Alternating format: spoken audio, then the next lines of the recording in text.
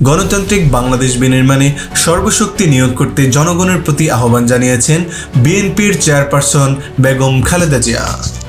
আজ 27 ফেব্রুয়ারি বৃহস্পতিবার বেলা দুপুরে লন্ডন থেকে ভার্চুয়ালি দলের বর্ধিত সভায় যুক্ত হয়ে প্রধান অতিথির বক্তব্যে এসব কথা বলেন তিনি।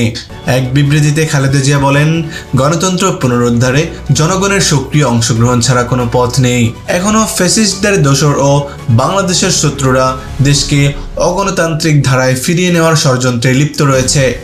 এ পরিস্থিতিতে সবাইকে ঐক্যবদ্ধ হয়ে গণতান্ত্রিক বাংলাদেশ গড়তে সর্বশক্তি নিয়োগ করতে হবে। তিনি আরও বলেন, দেশের জনগণের ভোটের অধিকার প্রতিষ্ঠা, মানবাধিকার রক্ষা ও সুশাসন নিশ্চিত করতে জনগণকে মূল দায়িত্ব নিতে হবে। গণতন্ত্র পুনঃপ্রতিষ্ঠানের জন্য জাতীয় ঐক্যের কোনো বিকল্প নেই বলে তিনি উল্লেখ করেন। বিএনপির চেয়ারপারসন দেশবাসীকে শান্তিপূর্ণ ও গণতান্ত্রিক আন্দোলনের মাধ্যমে নিজেদের অধিকার প্রতিষ্ঠা করার আহ্বান জানিয়েছেন। তিনি আশা প্রকাশ করেন, জনগণের ঐক্যবদ্ধ প্রয়াসে শীঘ্রই দেশের একটি সুষ্ঠু ও গণতান্ত্রিক পরিবেশ ফিরে আসবে।